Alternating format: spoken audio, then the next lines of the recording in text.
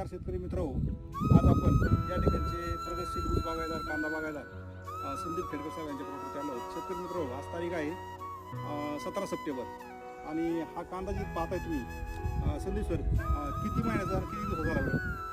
2 महिने आणि 13 दिवसाचा. 2 महिने आणि 13 दिवसाचा प्लॉट आहे. तर तुम्ही जी काय ट्रीटमेंट मातीवरती केलेली आणि नंतर 2 फवारण्या केलेल्या आहेत, तर याच्यामध्ये सगळ्यात महत्त्वाचा मातीमध्ये तुम्हाला बदल काय वाटला? मातीमध्ये एकदम भुसभुशीत आहे, पांढरी मुळी